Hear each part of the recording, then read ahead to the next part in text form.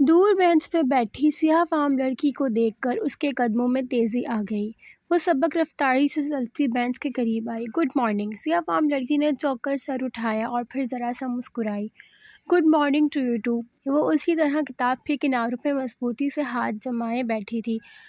میں دراصل محمل متذبذب سی اس کے ساتھ بیٹھی۔ مجھے کل کے رویے پہ بہت شرمندگی ہے۔ میں کبھی کبھی اتنی روڈ نہیں ہوتی، اور جانے دو مجھے برا نہیں لگا۔ نہیں، I am sorry, really sorry, میں کچھ پریشان تھی۔ میں نے تو تمہیں تمہاری پریشانی کا حل بتایا تھا، تم خود ہی اس طرف نہیں آنا چاہتی۔ نہیں، اس نے بے ساختہ نگاہیں چرائیں۔ مجھے اس کتاب سے کوئی دلچسپی نہیں ہے، مگر اس کتاب کو تم سے ہے۔ اس نے مجھ سے کہا ہے کہ میں اسے تمہارے حوالے کر دوں۔ وہ بری طرح چونکی۔ پہلی گفتگو میں بھی اس نے اسے کوئی ایسی ہی بات بتائی تھی۔ یہ کتاب مجھے جانتی ہے، 100% جانتی ہے۔ تمہاری زندگی کی ساری کہانی اس میں لکھی ہے، گزرے واقعات اور آنے والے حالات۔ واقعی؟ وہ شرد سی اسے دیکھ رہی تھی، عجیب بے یقینی تھی۔ ہاں، اس میں سب لکھا ہے۔ تم نے میری زندگی کی کہانی پڑھی ہے؟ نہیں، میں وہ نہیں پڑھ سکتی۔ کیوں؟ کیا تم نے کتاب پوری نہیں پڑھی؟ میں نے پوری پڑھ رکھی ہے، مگر مجھ میں صرف میری زندگی کی کہانی کھلی ہے۔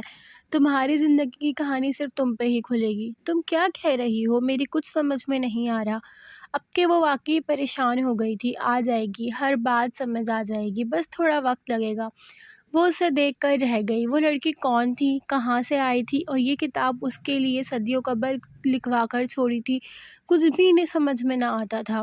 بس کا ہارن بجا تو وہ چونکی، اور پھر بغیر کچھ کہے تیزی سے اٹھ کھڑی ہوئی۔ سیاہ فام لڑکی مسکراتے ہوئے اسے بس میں سوار ہوتے دیکھ رہی تھی۔ فواد کو چائے کمرے میں دے آؤ، اور محمل تم ٹرالی باہر لے آؤ۔ تائی مہتاب اپنی بے عزلی نیازی سے حکم صادر کر کے پلٹ گئیں تو ٹرالی سیٹ کرتی محمل کسی خیال سے چونکی۔ فواد کی ٹرے الگ سیٹ کر دو محمل، میں دے آؤں گی، تم ٹرالی باہر لے کر جاؤ۔ میں نہیں لے کر جا رہی ٹرالی، تنگ آ گئی ہوں میں ان ذلیل لوگوں کے سامنے۔ اچھا چپ کرو۔ مسرت بھکلا کر آگے بڑھی اور ٹرالی کا کنارہ تھام دیا۔ میں لے جاتی ہوں، تم فواد کو چائے دے آؤ۔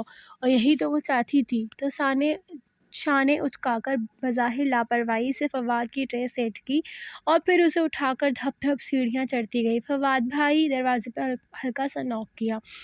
آ جاؤ۔ اس نے دروازہ دھکیلا تو وہ کھلتا چلا گیا۔ فواد بازو آنکھوں پہ رکھے بیڈ پہ نیم دراز تھا۔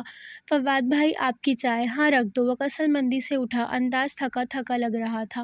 کیا بات ہے فواد بھائی، آپ کچھ پریشان لگ رہے ہیں۔ اس نے ٹرے میز پر رکھی اور اس کے قریب آئی۔ ہاں کچھ نہیں، آفس کا مسئلہ ہے۔ اس کے چائے کے لیے ہاتھ بڑھایا تو اسے کپ پکڑاتے محمل کی انگلیاں اس کے ہاتھ سے ذرا سی مس ہوئیں۔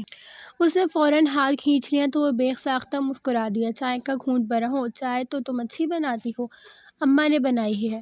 وہ جس بس سی اسی کے سامنے کھڑی تھی، اونچی پوری پونی ٹیل والی دراز قد سی محمل۔ لائی تو تم ہو، ذائقہ ہے تمہارے ہاتھ میں۔ اچھا، وہ مسکرا دی۔ اور یہ انگلینڈ جانے کا کیا سین ہے؟ وہ میں آگے پڑھنا چاہتی ہوں۔ اور سر جھکائے کھڑی انگلیاں مروڑ رہی تھی۔ مگر تم جاب کرنے کا کہہ رہی تھی، مجھے یہ بات اچھی نہیں لگتی۔ وہ چائے کا کپ سائڈ پہ رکھے بہت سنجیدگی سے اسے دیکھ رہا تھا۔ میں صرف اپنے خرچوں کے لیے جاب کرنا چاہتی ہوں، اور یہ اتنی بزنس امپائر یہ کون سنبھالے گا؟ محمل نے جھٹکے سے گردن اٹھائی۔ اسے لگا اس نے غلط سنا ہے۔ Business empire? ہاں، تم اس کے آنرز میں سے ہو۔ کیا تمہارا فرض نہیں کہ تم اپنے ابا کے بزنس پر بھی توجہ دو؟ آخر کبھی نہ کبھی تو تمہیں یہ سب سنبھالنا ہے۔ جی؟ وہ بے یقینی سے اسے دیکھ رہی تھی۔ اتنی حیران کیوں ہو محمل؟ وہ اٹھ کر اس کے سامنے آ کھڑا ہوا۔ محمل نے دیکھا وہ اس سے خاصا لمبا تھا۔ میں پتہ نہیں، کیا تم یہ سب نہیں سنبھالنا چاہتی؟ میں سنبھالنا چاہتی ہوں، مگر کیسے؟ تم واقعی سنبھالنا چاہتی ہو؟ فواد کے چہرے پر خوشگوار حیرت اتری۔ یعنی اگر میں تمہیں اپنے ساتھ آفس میں لگانا چاہوں تو تم میرے ساتھ کام کرو گی؟ جی بالکل۔ اس کا دل ایک دم کسی اور لے پہ دھڑکنے لگا تھا، ہاتھ لرزنے لگے تھے۔ ٹھیک ہے، پھر شام میں آغا جان سے بات کر لیتا ہوں۔ وہ اجازت دیں گے؟ اس کے اندر وسوسوں نے سر اٹھایا تھا۔ شور، کیوں نہیں دیں گے؟ وہ مسکرا کر اسے تسلی دے رہا تھا، اور اسے کچھ سمجھ میں نہیں آ رہا تھا کہ وہ اپنی خوشی کا اظہار کیسے کرے۔ ایک دم ہی سب کچھ اسے اپنی مٹھی میں آتا دکھائی دینے لگا تھا، دولت، نچھاور، محبوب قدموں میں۔ اب اسے اس سیاہ فام لڑکی کی کتاب کی ہرگز ضرورت نہ تھی۔ وہ ہواؤں میں اڑتی واپس اپنے کمرے میں آئی تھی، اور پھر رات میں جب فواد نے اپنے ساتھ بزنس میں ہاتھ بٹانے کی تجویز آغا خان کو دی، سب سے پہلے حسن نے بے چینی سے پہلو بدلا تھا۔ اس کی کیا ضرورت ہے فواد؟ محمل کو بھی اپنی پڑھائی پہ توجہ دینی ہے۔ وہ ناگواری سے بولا تو محمل کو واضح برا لگا۔ شکر تھا خاندان کی عورتیں وہاں نہ تھیں، ورنہ تو طوفان ہی آ جاتا۔ تم بیچ میں مت بولو حسن، میں آغا جان سے بات کر رہا ہوں اور میں تمہاری باتوں کے مطلب اچھی طرح سمجھتا ہوں۔ حسن نے ایک کٹیری نگاہ محمل پہ ڈالی۔ مجھے اچھی طرح پتہ ہے کہ یہاں کیا چکر چل رہا ہے۔ Shut up! فواد بھڑک اٹھا تو آغا جان نے دونوں کو ہی جھڑک دیا۔ Shut up you both! Hasan تم جاؤ اپنے کمرے میں، اور فوراً اٹھ کر تیز تیز چلتا وہاں سے نکل گیا۔ اور فادی، حسن ٹھیک کہہ رہا ہے، محمل کا آفس سے کوئی تعلق نہیں ہے، نہ ہی وہ کبھی آفس جائے گی۔ مگر آغا جان بھائی ٹھیک کہہ رہا ہے، محمل کا آفس میں کیا کام؟ بالکل، لڑکیوں کو ادھر دھکے کھانے کی کیا ضرورت ہے؟ غفران چچا اور عرشد چچا نے بھی فوراً آغا جان کی تائید کر دی تو محمل نے بے بسی سے مدد طلب نگاہ سے فواد کو دیکھا۔ اوکے، جیسے آپ کی مرضی۔ وہ شانے اچکا کر اب جھک کر اپنے بوٹ کے تسمے بند کر رہا تھا۔ اس کا دل جیسے کسی گہری کھائی میں جا گرا۔ وہ تیزی سے بھاگتی ہوئی کچن میں آئی اور سنک پر کھڑی ہو کر پھوٹ پھوٹ کر رونے لگی۔ اس کے آنسوؤں کے ساتھ سارے خواب گرتے بہتے چلے جا رہے تھے۔ وہ اتنا روئی کہ ہچکی بند ہونے لگی تو بالا آخر نل کھول کر منہ میں پانی ڈالنے لگی۔ اس نے سوچ لیا تھا کہ آج وہ آخری دفعہ رو رہی ہے۔ وہ آج کے بعد ہرگز نہیں روئے گی۔ اس نے تو سیدھے طریقے سے سب کچھ واپس حاصل کرنے کا سوچا تھا، لیکن ان لوگوں کو سیدھا طریقہ راز نہیں آیا تھا۔ ٹھیک ہے، اب اگر اسے ان سے انتقام لینے کو جادو یا سپلی کا علم سہارا لینا پڑے تو وہ ضرور لے گی۔ اسے اب صبح کا انتظار تھا۔ صبح اسے بس اسٹاپ پہ جا کر اس سیاہ فام لڑکی سے کتاب لینی تھی، ویسے نہیں تو ایسے صحیح۔ چہرے پہ ٹھنڈا پانی ڈالتے ہوئے اس نے نفرت سے سوچا تھا۔ صبح اسے کالج نہیں جانا تھا، ایگزامز ختم ہو چکے تھے، مگر وہ پھر بھی بہانہ کر کے مخصوص وقت سے آدھا گھنٹہ پہلے ہی اسٹاپ پہ چلی آئی تھی اور اب مسلسل بینچ کے آس پاس ٹہل رہی تھی۔ سیاہ فام لڑکی ابھی تک نہیں آئی تھی۔ محمل بار بار کلائی پہ بندھی گھڑی دیکھ رہی تھی، پھر بے چین نگاہوں سے گردن ادھر ادھر گھمائی۔ بھوری اونچی پونی بھی ساتھ ہی جھولتی۔ اسے شدت سے اس لڑکی کا انتظار تھا اور آج تو لگتا تھا جیسے وقت بہت دیر سے گزر رہا ہے۔ بالآخر وہ تھک کر بینچ پہ بیٹھی اور سر دونوں ہاتھوں میں تھام لیا۔ کیا آپ میرا انتظار کر رہی تھی؟ کسی نے اس کے کندھے پہ ہاتھ رکھا تو وہ کرنٹ کھا کر اٹھی۔ وہ سیاہ فام لڑکی کے سامنے کھڑی مسکرا رہی تھی۔ میں تمہارا ہی ویٹ کر رہی تھی۔ اوہ، میں جانتی ہوں کہ کیوں۔ وہ آرام سے بینچ پہ بیٹھی، بیگ کا اسٹریپ کندھے سے اتار کر ایک طرف رکھا اور کتاب احتیاط سے گود میں رکھی، پھر جیسے فارغ ہو کر محمل کا چہرہ دیکھا۔ تم تھک گئی ہو؟ ہاں، میں تھک گئی ہوں، میں تنگ آ گئی ہوں۔ اس دنیا میں میرے لیے کچھ نہیں ہے، کوئی نہیں ہے۔ اوہ نو، ایسے نہیں کہتے۔ ابھی تو تمہیں وہ کچھ لینا ہے جس کی چمک سے تمہاری آنکھیں چندہ رہ جائیں گی۔ ابھی تو تم صحیح راستے پہ آئی ہو۔ مجھے صحیح اور غلط کا نہیں پتہ، نہ ہی میں صحیح اور غلط کی تفریق کرنا چاہتی ہوں۔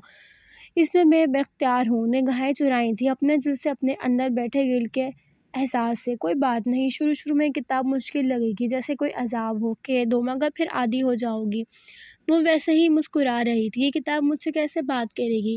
محمل سحر زدہ سے اس کی گود میں رکھی کتاب کو دیکھ رہی تھی۔ روز اس کا ایک صفحہ پڑھنا، اگر مشکل لگے تو میں تمہیں کچھ ایسے لوگوں کا بتاؤں گی جو اس کتاب کا علم سکھاتے ہیں، بالکل خاموشی سے، چپ چاپ اپنا کام کرتے ہیں۔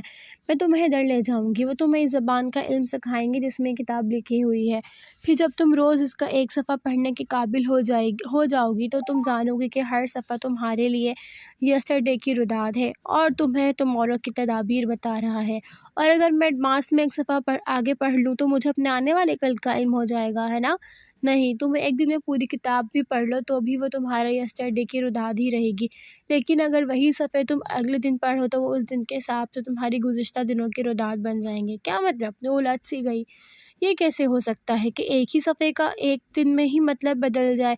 اگر یہ نہ ہوتا تو کیا آج تم اس کتاب کی طرف یوں کھینچی چلی آتی؟ تم واقعی سچ کہہ رہی ہو؟ وہ اندر ہی اندر خوف زدہ بھی تھی۔ تمہیں شک ہے کیا؟ نہیں، مگر تم مجھے یہ کیوں دے رہی ہو؟ تمہارا اس میں کیا فائدہ ہے؟ اپنی دانت سے محمل نے خاصا عقل مندانہ سوال کیا تھا۔ میرا ہی تو اصل فائدہ ہے۔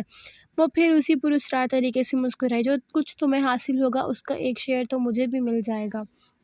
شیئر؟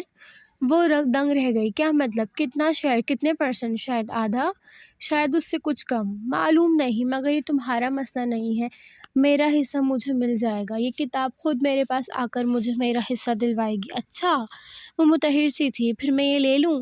پہلے خوب اچھی طرح سوچ لو۔ سب سوچ لیا ہے، وہ تیزی سے بولی اور کتاب پر ہاتھ رکھا۔ مبادا اسے واپس نہ لے جائے۔ پھر لے جاؤ۔ مگر یاد رکھنا یہ ایک بہت بڑا بوجھ ہے جو میں تمہیں دے رہی ہوں۔ اگر تم نے وہ جنہیں تم عملیات کہتی ہو کر لی اور ویسے ہی کیا جیسے یہ کتاب تمہیں کہے تو پھر سب کچھ بدل جائے گا۔ تم اس کتاب میں رہنے لگو گی، اس سے بات کرنے لگو گی، اس کے علاوہ تمہیں کچھ نظر نہیں آئے گا، دیوانی ہو جاؤ گی، سحرزدہ، مجنوں، اور پھر اگر تم نے اس کو چھوڑنا چاہا تو تباہ ہو جاؤ گی۔ جو ملا تھا وہ بھی جائے گا اور جو پہلے سے تھا وہ بھی عذاب بن جائے گا۔ جاؤ اسے لے جاؤ۔ اس نے سیاہ جلد والی بھاری کتاب اٹھا کر اس کی طرف بڑھائی۔ جب محمل ابراہیم نے اسے تھاما تو اس کے ہاتھ لرز رہے تھے۔ Thank you. یہ کیا؟ یہ مجھے تمہیں واپس کرنی ہوگی؟ نہیں، اور جب میں پوری پڑھ لوں، ختم کر لوں، تب پھر سے شروع کر دینا۔ یہ کتاب کبھی پرانی نہیں ہوگی۔ Thank you. وہ کپاتی انگلیوں سے کتاب پکڑے تیز تیز چل گھر۔ مزید ایپیسوڈ کے لیے چینل کو سبسکرائب کریں، ویڈیو کو لائک کریں۔ Thanks for watching.